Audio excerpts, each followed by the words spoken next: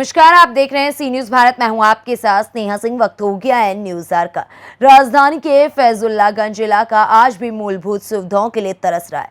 यहां के लोग इस आस में हैं कि कब सरकार और प्रशासन की नजर उन पर पड़ेगी और उनकी समस्याओं का निदान होगा। इस इलाके की सबसे बड़ी समस्या इस मौसम में बिजली की आवाजाही है, जिसके कारण घर में लगे बिजली के उपकरण खराब हो रहे हैं। तो वहीं दूसरी तरफ खस्ताहाल सड़कें और उन पर उभरे गड्ढे राजधानी में मौजूद व्यवस्थाओं के दाव की पोल खोल रहे हैं। राजधानी लखनऊ के फैजुल्लागंज वार्ड में मूलभूत सुविधाएं नहीं, जिसके कारण यहां पर रहने वाले लोगों को काफी समस्याओं का सामना करना पड़ता है।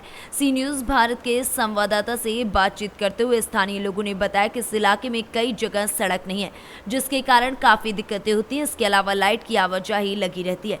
कई बार तो पूरी रात लाइट नहीं आती है। बिजली उपकेंद्र पर शिकायत का भी कोई फायदा नहीं होता है। जनप्रतिनिधि जब चुनाव का समय होता है तब वोट लेने आते हैं, उसके बाद कोई झांकने तक नहीं आता है। आगे सुनते हैं कि वहां के स्थानियों का क्या कुछ कहना है। आपका शिवानी। ये कौन सा क्षेत्र पड़ता है? ये फैजुल्लागंज। यहाँ जो बड़ी दिक्कत है आप जी। लोगों को, जिससे आपको रोज दो चार होना पड़ता है, क्या है आपके पास? सबसे पहली प्रॉब्लम तो है रोड का कोई अप्रोचमेंट नहीं है। ठीक है, लाइट का इतना इशू है, पूरी रात हम लोग को फेस करना पड़ता है। लाइट नहीं आती है, पूरी रात जाते हैं, बैठते हैं, रुकते हैं, बनवाते हैं तो लाइट आती है। कॉल करने पे कोई भी फैसिलिटीज़ नहीं है। कभी यहाँ के किसी जनप्रतिनिधि से आपकी कोई बातचीत हुई? नहीं, कभी कोई नहीं आता है। वोट लेने सब आते हैं, वोट के टाइम पे सब आते हैं, उसके बाद कभी कोई जागने नहीं आता है कि आम आदमी को क्या प्रॉब्लम हो रही है, क्या दिक्कत है। कोई बोलता है मुस्लिम एरिया है, हम ये नहीं करेंगे, ये यहाँ है। मतलब भेदभाव बहुत ज़्यादा दिखती है यहाँ पे, ये चीज़ें बहुत कि उनका एरिया है वो करें, मुस्लिम्स हैं तब तक नहीं होगा। लाइट का ये इशू है, ये सारी चीज़ें यहाँ पे। मेरा नाम अजय है, मैं यहाँ फैजुल्लागंज का निवासी हूँ, नंदा फार्म में। क्या दिक्कत है यहाँ पे बड़ी?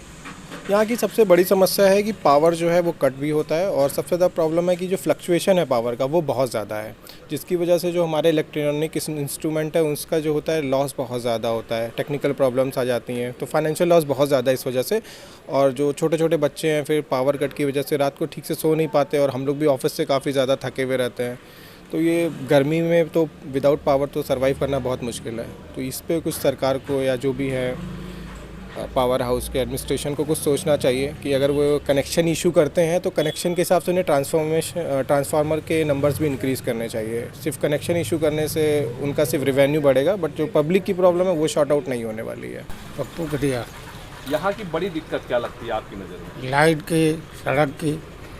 कभी यहाँ सड़क पे बनाने जैसे नहीं है, तो कभी आप लोगों ने यहाँ के जो स्थानीय जनप्रतिनिधि हैं या कोई नेता कभी कहाँ कोई ढूंढता कहाँ? तो वोट जब मांगने आते हैं तो आप लोग क्या कहते हैं? अब वोट तो देना ही पड़ेगा, क्या करें, हम नहीं देंगे तो दूसरा दे देगा। वहीं दूसरी तरफ स्थानीय निवासी शिवम मिश्रा का कहना है कि यहाँ सड़क खराब है, नालियाँ खुद बनवानी पड़ी। वहीं सबसे ज्यादा बिजली रुला रही है। राजनीतिक लोगों द्वारा एरिया विशेष पर ध्यान दिया जा रहा है। सड़क के उस पार बेहतर सुविधा, इधर कोई मतलब नहीं है। जी, मेरा नाम शिवम मिश्रा है। यहाँ की बड़ी दिक्कत क्या है?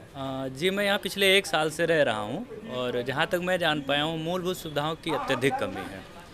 आप देख रहे होंगे पिछले 1 साल से रोडों का यही आलम है। नालियाँ अपना खुद से खुदवा रहे हैं, अगर खुदवा रहे हैं। लाइट का आलम यह है कि पिछले 15 दिन से रोज़ रात में 10 से 12 बजे के बाद उपकेंद्र जाना ही जाना पड़ता है, और वहाँ पर भी सुनवाई इस तरीके की है कि हम कुछ नहीं कर सकते जब तक ऊपर से कुछ नहीं मिलने वाला है। उसके अलावा कि अब राजनीति के बारे में क्या बताएं कि कुछ एरिया विशेष पे ही ध्यान है जिम्मेदार लोगों का।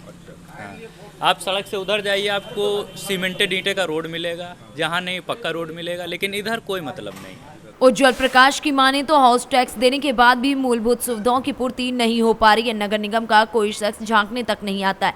यदि कभी कोई आ गया तो हर काम के बदले सुविधा शुल्क चाहिए, पार्षद सुनते नहीं है। मेरा नाम उज्जवल प्रकाश है।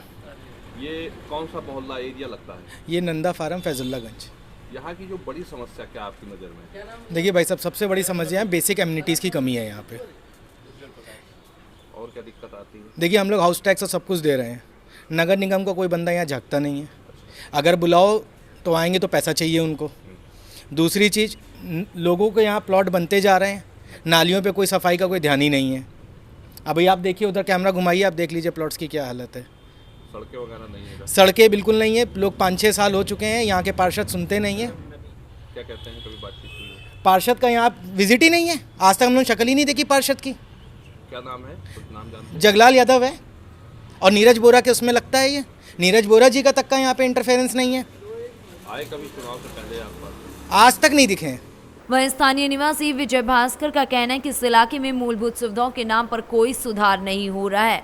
बता दें कि वह यहाँ 20 साल से रह रहे हैं। स्थानीय पार्षद की द्वारा सुनवाई न करने से वो लगातार आक्रोशित हो रहे हैं। स्थानीय निवासी मोहम्मद रिजवान का कहना है कि इस इलाके की सबसे बड़ी समस्या जल भराव है, सड़क व बिजली है। बिजली की आवाजाही से घर के उपकरण भी खराब हो रहे हैं। क्या नाम है आपका? विवेक भास्कर। यहाँ की बड़ी दिक्कत क्या है? बड़ी दिक्कत ये है, नाली या ना सड़कों का सुधार हो रहा है, कुछ ना है, जैसे जो है ऐसे चल रहा है, जो है। कब से रह रहे हैं आप लोग यहाँ पे? हम आज करीब 2 साल से 3 साल से रह रहे हैं। हाँ। कौन है यहाँ का सभासद, कौन है? सभासद कौन है भाई साहब? जगलाल जी। कभी आप लोगों की कोई बातचीत हुई? कोई बातचीत नहीं हुई ना, कोई सुनते हैं कोई बातचीत वो। मेरा नाम मोहम्मद रिजवान है और मैं फैजुल्लागंज फ़ेज़ 2 नंदा फार्म मारुतिपुरम 2 में का निवासी हूँ। और वहाँ पे जो एक्चुअल समस्या है रोड की, जल भराव की और इलेक्ट्रिसिटी की।